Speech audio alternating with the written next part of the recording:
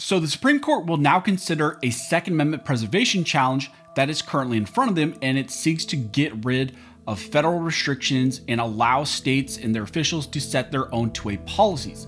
So let's talk about what is going on.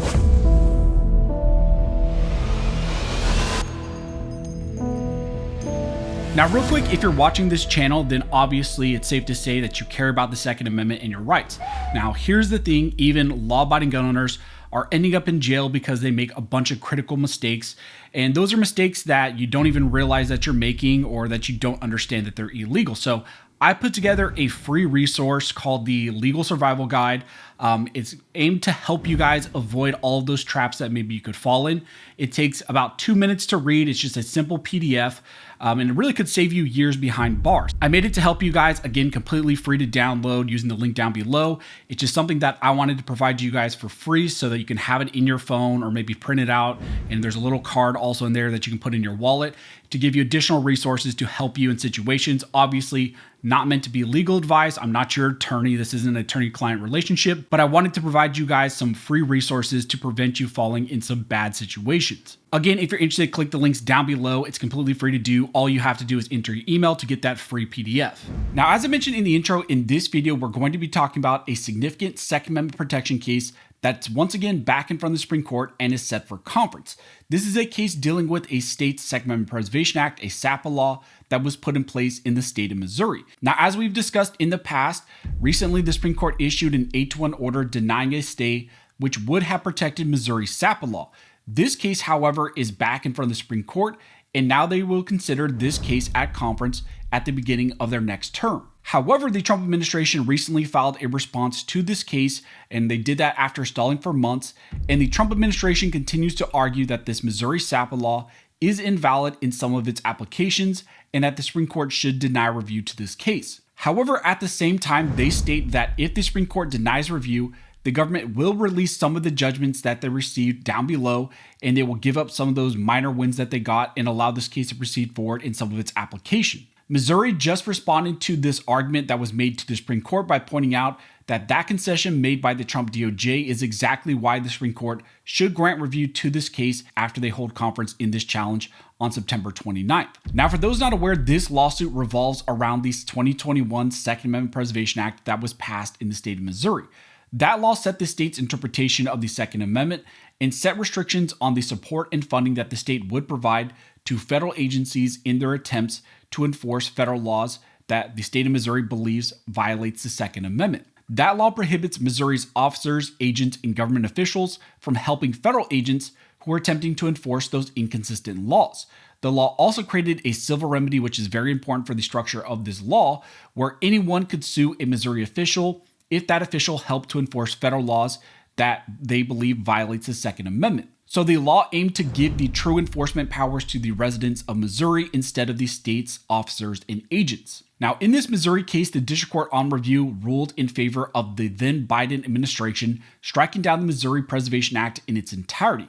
Now, in response, the state of Missouri then appealed to the 8th Circuit Court of Appeals, and Missouri at that time wanted a temporary stay on the lower court decision, and eventually they then sought emergency Supreme Court intervention. However, on review, the Supreme Court issued an 8-1 order denying that emergency request for a stay. Only Justice Thomas was in favor of granting the state of Missouri their emergency request and allowing the SAPA law to remain in place. Now, after that Supreme Court denial, the case went back to the 8th Circuit, and the 8th Circuit held expedited arguments, and ultimately they ruled in favor of, once again, the Biden administration, striking down the SAPA law in its entirety. But now Missouri has filed their writ of cert to the Supreme Court on the final merits of this challenge, and the Supreme Court will consider this challenge at the beginning of their next term. One of the big things that Missouri points out is that the 8th Circuit essentially said that the structure and potential operation of this law is valid, but they ultimately struck it down because of its underlying Second Amendment purpose. So they believed the structure of the law was okay, but they didn't like that the purpose of this law was to protect the Second Amendment. Missouri argues that the 8th Circuit went against clear precedent and found that state officials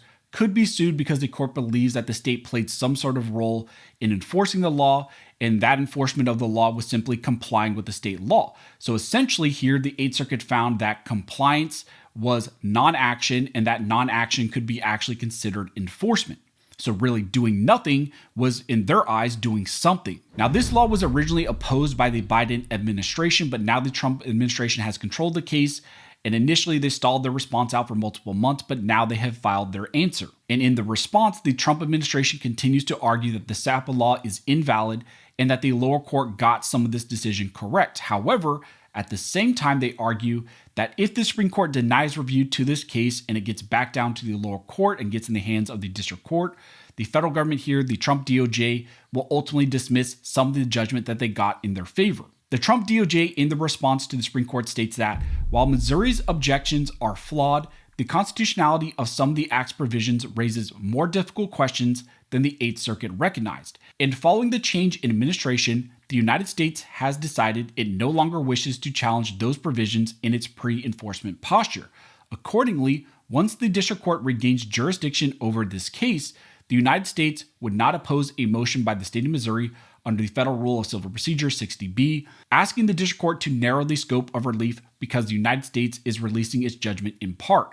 In these circumstances where the state's arguments are meritless and potentially problematic aspects of the judgment lack prospective significance, the petition for a writ of certiorari should be denied. They go on to state that, having reevaluated this case, the United States has concerns about whether the judgment below extends too far and enjoins applications of the Act that do constitute mere non-enforcement of federal law protected under the anti-commandeering doctrine.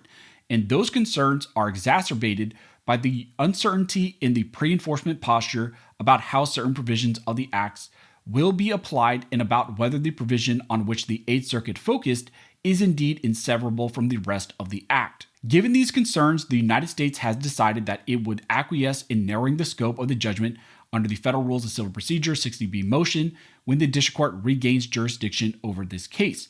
So after stalling the case for a few months, the Trump DOJ has now responded, and they continue to argue that some of the SAPA law is invalid and that the district court got it correct and that the Supreme Court should deny review to this case. However, at the same time, the administration believes that the pre-enforcement judgment issued by the lower court may have gone actually too far, and they're willing to give up some of the win that they got at the lower court level. Now, in response, the state of Missouri has now argued to the Supreme Court that the federal government admits that the Eighth Circuit erred. Courts review what a statute does in operation, not what it says in rhetoric. Here, the government identifies no difference in practice between Missouri's law and the differently worded laws that likewise withdraw state resources from the federal government. They go on to state that it is perplexing then that the government asked this court to deny relief. What does the government expect the district court to do with a Rule 60 motion if the Eighth Circuit decision remains in place? The Eighth Circuit ruled that the entire state law is unconstitutional because of the reason the legislator passed it. The government fails to explain how the district court, bound by the Eighth Circuit precedent, could grant the relief the government concedes Missouri is entitled to receive. On this error alone, the court should summarily reverse and permit the government to raise its alternative argument for a narrow relief down below. So this is a very interesting approach, and I think ultimately what may end up happening is the Supreme Court may side with the Trump administration and deny review to this case. They kind of have the easy out now to punt down to the lower court. The Trump DOJ has said now that they will concede some things, allow the limitation and narrowing of the judgment down below. But here Missouri is raising some concerns that the Eighth Circuit decision will remain as precedent. So really, what does that do as far as the lower court? They can't go against precedent. Maybe they're saying that they can concede some things and allow the narrowing of the judgment, but still you have that looming Eighth Circuit decision. So Missouri here is saying that to really correct that, the Supreme Court needs to step in and issue their own decision or reverse what the Eighth Circuit said. So we're going to keep our eye on this case to see what happens in this critical SAPA challenge, but it appears that the current Trump administration and their strategy right now is to avoid Supreme Court review in this case and limit the decision down below in the lower court. Now, currently, like I mentioned, this case is set for conference on September 29th, but there is still the option now for the Supreme Court to punt the case after that conference. So early next term, we're going to get some sort of answer from the Supreme Court on what they decide to do with this critical SAPA case. So as we get more information, as it develops, I will let you guys know. As always, if you guys want to support the channel, one of the best ways to do that is to simply subscribe to the channel. Also, you can head over to my website, armscholar.com, where we have the free legal guide that you can sign up for. All you have to do is put in your email to get that free legal guide. And then also over there, we have channel merchandise, shirts, all of that you can get, as well as some daily deals that I've curated so you guys can, save some money if you want. So as always, thank you guys for watching. Don't forget to like, comment, and subscribe. And never forget, this nation was built by armed scholars, and this nation will be maintained by armed scholars.